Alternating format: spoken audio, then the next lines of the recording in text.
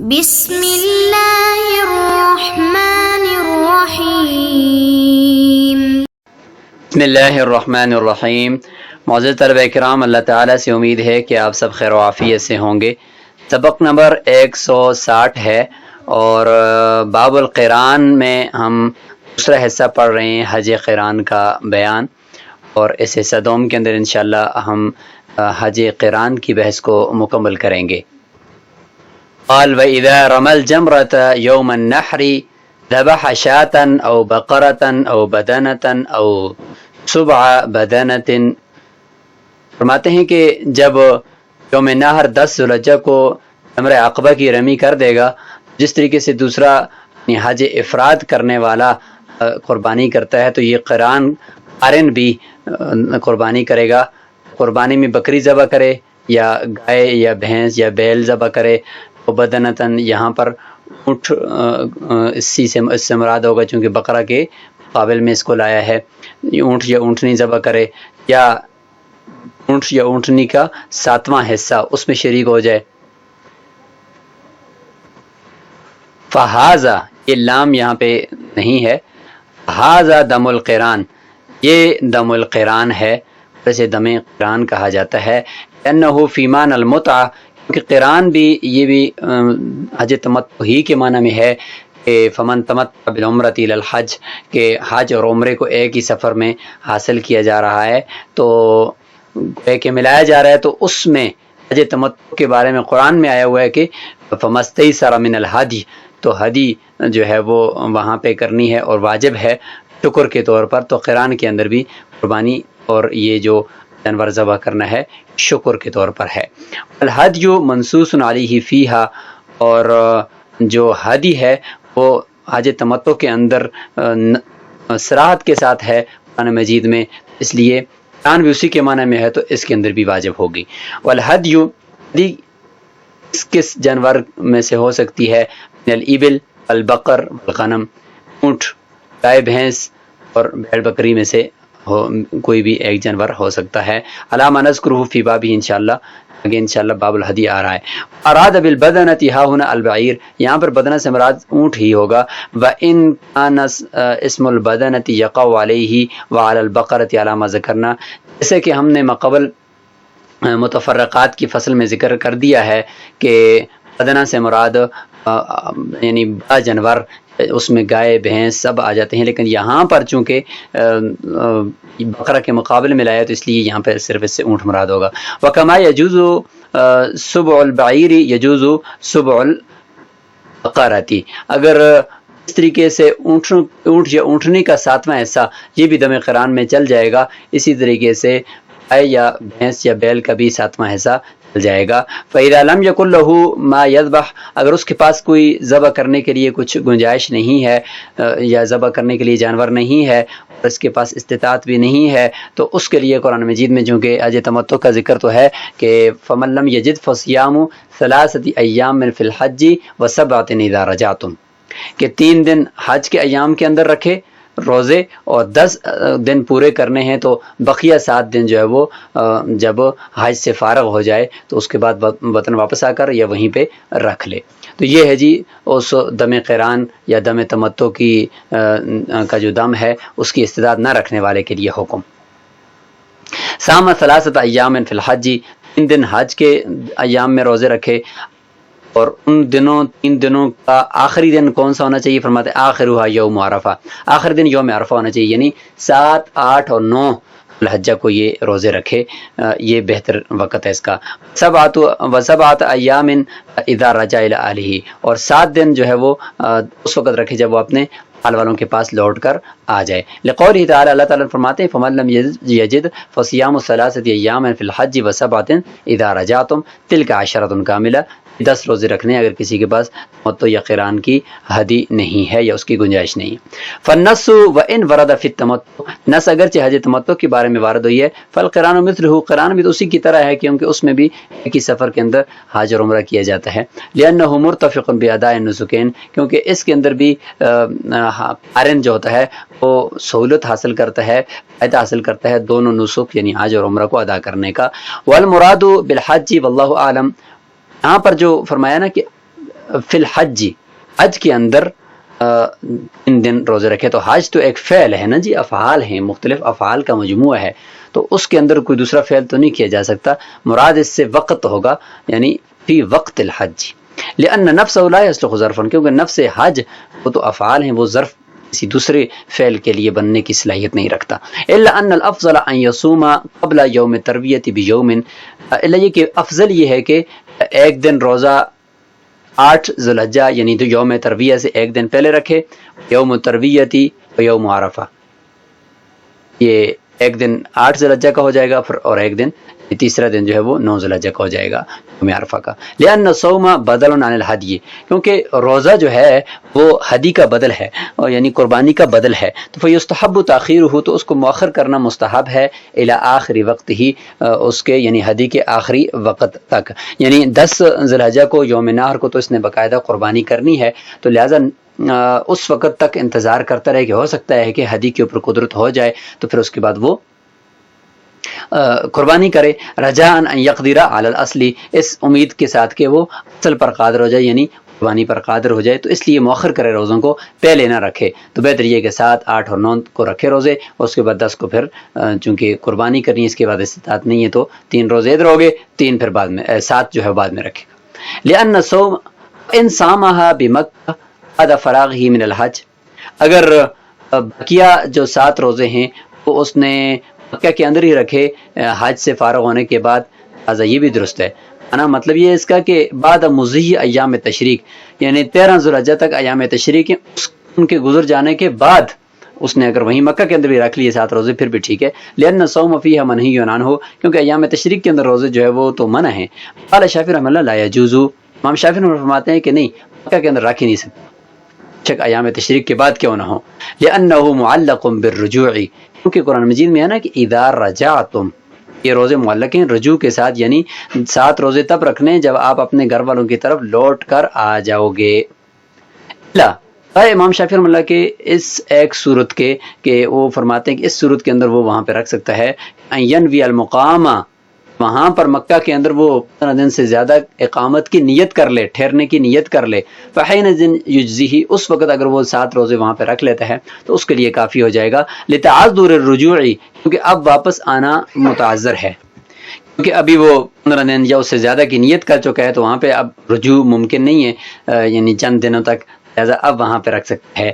علنا احناف فرماتے ان معناہ رجعتم عن الحج، یہاں پہ نا اذا رجعتم، جب تم لوٹو، یہاں سے مراد ہے جب حج سے لوٹو، ای فرغتم، حج سے فارغ ہو جاؤ پھر تم رکو، یہ مطلب ہے. گھر والوں کی طرف لوٹنا مراد نہیں ہے. اذ الفراغ سبب الرجوع الی اہلی، کیونکہ یہی حج سے فارغ ہونا ہی تو گھر والوں کی طرف لوٹنے کا سبب ہے. رجا تم سے مراد یہی ہے کہ فارغ ہو جاؤ. فکان الاداء بالسبب، ادا جو ہوگی ہے بعد السبب ہوگی ہے، یعنی سبب تو پہلے پایا گیا، یعنی فراغت پائے گی، اس کے بعد اگرچہ مکہ کے اندر جہاں پر بھی ہے، اگرچہ مکہ میں مقیم ہونے کی نیت نہ بھی کرے، سبب پایا گیا ہے رجوع کا، یعنی فارغ ہونا، وہ اب رکھ سکتا ہے. فیجوز.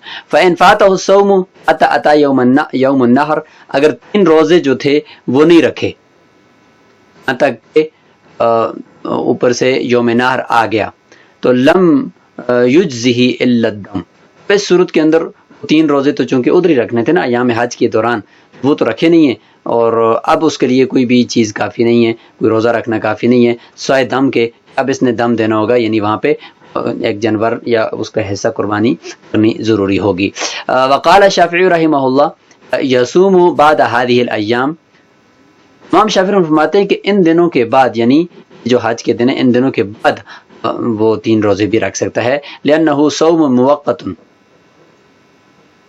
کیونکہ یہ روزے وہ ہیں جو مقرر کیے گئے ہیں کہ حج کے دنوں کے اندر رکھیں گے، تو لہٰذا نہیں رکھے تو ان کی قضا ہونی چاہیے. فیقضی کصوم رمضان، رمضان کے روزوں کی طرح ان کی قضا ہونی چاہیے، کیونکہ متعین وقت میں جس طرح رمضان کے روزے ہوتے ہیں نہیں رکھے تو بعد میں قضا ہوتی ہے، تو یہاں پر بھی متعین وقت کے اندر نہیں رکھے تو بعد میں اس کی قضا ہو.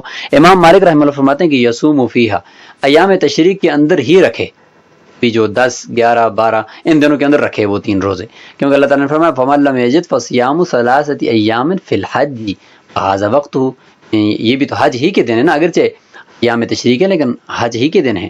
ولنا احناف فرماتے ہیں النہی المشہور عن الصوم فی هذه الايام، بھائی ایام تشریق کے اندر مشہور نہیں ہے جو پیچھے کتاب الصوم میں بھی گزری ہے کہ ان دنوں میں روزے نہیں رکھنے. جیسے کہ یہ روایت تھی کہ نبیشہ الحذلی کی کہ ایام التشریقی ایام اکل و شرب، دوسری روایت میں ہے کہ ایام اکل و شرب بعال. ایسا اسی نئی کے ساتھ یتقید بہ النص، نص جو ہوگی اسی منہیانوں کی ساتھ ہی مقید ہوگی کہ یہ جو نص ہے کہ ومن لم یجد فصیام ثلاثۃ ایام فی الحج، حج کے اندر 3 روزے حج کے دنوں میں رکھے. یہ نص جو ہے وہ اسی منہی عنہ روایت کی وجہ سے مقید ہو جائے گی کہ ایام تشریق کے اندر بہرحال نہیں رکھنے. او یدخلہ النقص، یا اگر مقید نہیں کرتے کہ حج کے دنوں میں بے شک ایام تشریق بھی آ جائیں، پھر بھی اگر ہم کہتے ہیں کہ نہیں ان دنوں میں روزہ رکھو، جس طرح امام مالک رحمہ اللہ فرماتے ہیں، پھر یدخلہ النقص، نقص ان روزوں کے اندر آ جائے گا کیونکہ وہ وقت ہی ناقص ہے، تو اس کے اندر جب روزہ رکھیں گے تو وہ روزہ بھی ناقص ہوگا. فلا یتعدی بہ، ان روزوں کو کی وجہ سے ادا نہیں ہوگا ما وہ حق وجب کاملا جو کامل طور پر واجب ہوا ہے. لہذا یہ جو 3 روزے دم قران کی وجہ سے لازم ہو رہے ہیں حج کے ایام میں، یہ تو کامل ہیں اور آپ ان کو ادا کر رہے ہیں ناقص وقت کے اندر، کہ درست نہیں ہے. ولا یؤدی بعدہا، بعد میں ان روزوں کی قضا کریں. تو امام شافعی فرمانے کے بعد میں قضا کریں گے تو فرماتے ہیں حناف کے بعد میں بھی ان کی قضا نہیں کرے گا. لأن الصوم بدل، کیونکہ روزہ خود بدل ہے اس کا دم کا، یعنی دم قران کا، قران حج قران کی ہدی کا. والابدال لا تنصب الا شرعا، اور اب آگے ہم روزے اور روزہ جو بدل ہے وہ بدل آپ کو پتہ ہے کہ خلاف قیاس ہے، کیونکہ دم قران کے اندر تو خون بہنا تھا اور اس کا بدل قرار دے دیا 10 روزے. تو روزے جو بدل بنے وہ خلاف قیاس ہیں، بیچ میں کوئی مماثلت نہیں ہے. جب نہیں ہے تو شریعت نے جب مقرر کیا تو والابدال لا تنصب الا شرعا، کسی چیز کا بدل مقرر کرنا وہ بھی شریعت ہی مقرر کرتی ہے. اپنے ذہن سے انسان کرے تو پھر وہ قیاس کے مطابق کچھ اور بنتا ہے. لہذا شریعت نے خلاف قیاس جس چیز کو بدل بنا دیا تو ہم کہیں گے یہ بدل ہے. پھر شریعت نے جو بدل بنایا ہے تو فرماتے ہیں کہ وَالنَّسُ خَصَّهُ بِوَقْتِ الْحَجِّ، تو نص نے اور شریعت نے گویا کہ اس کو جو خاص کیا ہے ان روزوں کو وہ حج کے وقت کے ساتھ خاص کیا ہے کہ حج کے وقت کے اندر ہی ادا کیے جائیں، اس کے بعد جو ہے وہ ادا نہیں ہوں گے، ان کی قضا کی پھر ضرورت نہیں ہوگی. اب اشکال ہوگا کہ جب 3 دن آپ نے روزے نہیں رکھے حج کے ایام میں تو آپ کہتے ہو کہ پھر اس کے بعد دم لازم آئے گا. تو دم لازم آئے گا کا مطلب یہ کہ پھر آپ نے پہلے یہ روزے بدل تھے دم قران کے، اور ادھر دم کا بدل آپ نے کہا کہ خلاف قیاس ہے، تو چلو ٹھیک ہے جی خلاف قیاس اپنے مورد پر بند ہو گیا.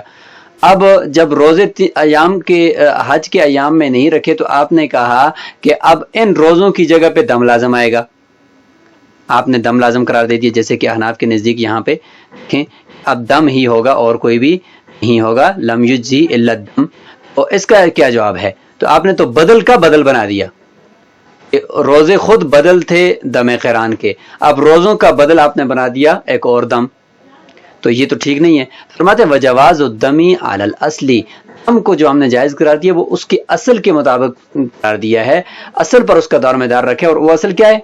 اصل تو وہ دم قران ہے، یعنی وہ خون بہنا تھا، بیچ میں بدل آ گیا تھا اس کے روزے حج کے ایام میں رکھنے تھے نہیں رکھے، اب اس کے مقابلے میں دوبارہ دم ہی ہوگا، اور وہ دم وہ اسی دم کا ہی بدل ہے، روزوں کا بدل نہیں ہے، تاکہ یہ بڑی خرابی بدل کا بدل لازم نہ آئے. وعن عمر رضی اللہ عنہ انہ امر فی مثلہ بذبح الشاة، اس صورت کے اندر یعنی جس آدمی کے پاس یعنی حج کے دوران یعنی اور حج کے ایام میں اس کے پاس قربانی کرنے کے لیے استطاعت نہیں تھی، حج قران کر رہا تھا اور اس کے بعد روزے رکھنے تھے، حج کے ایام میں روزے بھی نہیں رکھے، اس صورت کے اندر جو دم لازم ہے اس میں کہتے ہیں کہ بکری بھی ایک ذبح کر دی جائے، یہ بھی کافی ہے. حضرت عمر رضی اللہ عنہ نے اسی کا حکم دیا ہے. فلو لم یقدر علی الہدی، اور اگر وہ ہدی کے اوپر قدرت رکھتا ہی نہیں ہے، اس کے پاس ہدی دم قران کی نہیں ہے، تحلل، وہ حلال تو ہو جائے لیکن حلال ہوگا تو پھر بغیر ہدی کے ہوگا، بغیر قربانی کے حلال ہوگا، تو وعلیہ دمان، اس کے اوپر 2 دم لازم ہوں گے. دم التمتع، ایک تو دم تمتع ہوگا یعنی جو اس نے فائدہ حاصل کیا کہ حج اور قیران یعنی حج اور عمرے کو ملا کر اس نے ادا کر دیا. وَدَمُ التَّحَلُّلِ قبل الحدی، اور دوسرا جو ہوگا کہ ہدی یعنی جانور قربانی کا اس سے پہلے حلال ہو جانا، تو اس کی وجہ سے ایک دم لازم ہوگا. فَلَمْ يَدْخُلِ الْقَارِنُ مکہ، اور قارن اگر مکہ کے اندر داخل ہی نہیں ہوا اور افعال عمرہ اس نے کیے ہی نہیں ہیں، توجہ الی عرفات کی طرف چلا گیا اور وہاں پہ جا کر وقوف عرفہ کرنے لگ گیا. فقد صار رافضا لعمرته بالوقوف، وقوف عرفہ کرنے کی وجہ سے وہ اپنے عمرے کو چھوڑنے والا شمار ہو جائے گا. لأنه تعذر علیہ اداؤها، اس کے اوپر اس عمرے کا ادا کرنا مشکل ہے کیونکہ وقوف عرفہ کر لیا پہلے. لأنه يسير بانيا افعال العمرة على افعال الحج، کیونکہ اگر اب یہ عمرہ کرے گا تو یہ عمرہ کے افعال کو بنا کرنے والا شمار ہوگا حج کے افعال پر، کیونکہ حج کا فعل اس نے پہلے کر دیا اور عمرہ اس کے بعد کرے گا، تو ایسا نہیں ہو سکتا. وذلك خلاف المشروع. ولا يسير رافضا بمجرد التوجه هو الصحيح من مذهب ابي حنیفہ رحمہ اللہ. ايضا امام ابو حنیفہ رحمہ اللہ کا جو صحیح روایت ہے یہ ہے کہ صرف عرفات کی طرف رخ کرنے سے، متوجہ ہونے سے یہ عمرہ کو چھوڑنے والا شمار نہیں ہوگا، اور اس کی وجہ سے اس کا حج قران خراب نہیں ہوگا، صرف متوجہ ہونے سے. الفرق له بینه وبین مصلی الظہر یوم الجمعۃ اذا توجہ الیہا. اب اسی طرح کا ایک اور مسئلہ بھی ہمارے پاس ہے، ہم نے کتاب الصلاۃ کے اندر باب الجمعہ میں پڑھا کہ اگر کسی آدمی نے ظہر کی نماز جمعے کے دن گھر میں پڑھ لی، اس کے بعد پھر وہ متوجہ ہوا جمعہ پڑھنے کے لیے، تو فرماتے ہیں کہ جمعہ پڑھنے کے لیے گھر سے نکلتے ہی، رخ کرتے ہی جامع مسجد کا، اس کی ظہر کی نماز باطل ہوگی. تو وہاں پر تو توجہ سے ہی، رخ کرتے ہی ظہر کی نماز جو پڑھی تھی وہ باطل ہو جاتی ہے، لیکن یہاں پر فرماتے ہیں کہ صرف عرفات کی طرف متوجہ ہونے سے، رخ کرنے سے اس کا عمرہ باطل نہیں ہوگا، اس کا حج قران باطل نہیں ہوگا. فرق کیا ہے؟ فرماتے ہیں فرق ان دونوں میں یہ ہے کہ ان الامر ہنالک بالتوجہ، وہاں پر جو یعنی جمعہ کے لیے جانے کا فسعوا الی ذکر اللہ کا جو امر ہے وہ متوجہ ہے ظہر کی نماز ادا کرنے کے بعد بھی. ظہر کی نماز پڑھ چکا ہے پھر بھی وہ امر ہے کہ فسعوا الی ذکر اللہ، جمعہ کی نماز ابھی تک نہیں ہوئی، جاؤ اللہ کے ذکر کی طرف دوڑو. اور اس لیے وہاں پر جاتے ہی یعنی شروع سے نکلتے ہی اس کی ظہر کی نماز باطل ہوگی کیونکہ امر باقی ہے.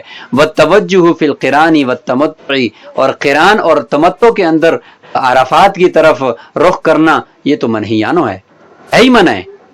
یہ جائے کہ وہاں پہ حکم ہو، وہاں پر تو ہے ہی منع ہے کہ بھائی جانا ہی نہیں ہے، کیوں جا رہے ہو؟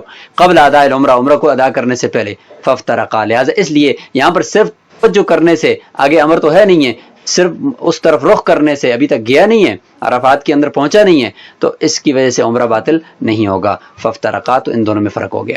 قال وسقط عنه دم القران، جب وہ یہ کام کر لے گا، عمرہ اپنا چھوڑ کر وقوف عرفہ کر لیا، تو دم قران سے ساقط ہو جائے گا، کیونکہ وہ تو دم شکر تھا کہ حج اور عمرہ کو جمع کرنا ایک سفر میں، اس کی وجہ سے دم لازم تھا، تو وہ تو اس نے کیا نہیں ہے. لأنه لما ارتفضت العمرہ، اس لیے کہ جب عمرہ جو ہے وہ اٹھ گیا، یعنی وہ اب نہیں کرنا، تو لم یوفق لاداء النسکین، تو اس کو توفیق ملی نہیں ہے دو نسک کو، یعنی دو حج اور عمرے کو ادا کرنے کی ایک ہی سفر میں. تو وعلیہ دمن، لیکن اس کے اوپر ایک دم لازم اور ہوگا. دم قران تو نہیں ہوگا لیکن اس کے علاوہ ایک دم لازم ہوگا. وہ کیا؟ لرفض عمرته بعد الشروع فیہا، ایک تو یہ دم لازم ہوگا، عمرے کو شروع کرنے کے بعد چھوڑ دیا. شروع کیوں کیا؟ کہ عمرہ کا احرام باندھتے ہی گوئے کہ عمرہ شروع ہو گیا، تلبیہ پڑھتے ہی، تو عمرہ کو شروع کرنے کے بعد اس کو باطل کرنا، تو اس عمل کو باطل سے بچانے کے لیے اس نے یعنی یہ باطل اس نے کر دیا، ایک تو اس کی وجہ سے دم لازم ہوگا. دوسرا وعلیہ قضاء ہوا، اس کو باطل ہونے سے بچانے کے لیے قضا بھی اس کی لازم ہوگی، دم بھی لازم آئے گا اور اس عمرہ کی قضا بھی کرنی پڑے گی. لصحت الشروع فیہا، کیونکہ اس عمرے کو شروع کرنا تو درست تھا نا، کہ جب اس نے احرام باندھا اور عمرہ کے افعال اس کے لیے شروع کرنے، یعنی اس نے شروع کر دیا تھا، تو یہ درست ہوا. تو جب درست ہوا تو اب آگے اس کو باطل ہونے سے بچانا ہے. فاشبہ المخصر، یہ اس شخص کے مشابہ ہو گیا ہے جس کے اوپر اچانک راستہ بند کر دیا جائے اور اس کے اوپر پابندی لگ جائے، احصار ہو جائے، تو اس صورت کے اندر وہ جو ہے اس کو چھوڑ دے گا، فی الحال وہ حلال ہو جائے گا، بعد میں اس کے اوپر اس عمرہ کی قضا کرنی پڑتی ہے. تو یہاں پر بھی اسی طریقے سے ہے. تو اسی کے ساتھ حج قران کی یہ بحث اپنے اختتام کو پہنچی، اور انشاءاللہ اگلے سبق سے ہم اب تمتع، حج تمتع کو شروع کریں گے اور اس کا طریقہ کار سیکھیں گے۔ السلام علیکم ورحمۃ اللہ۔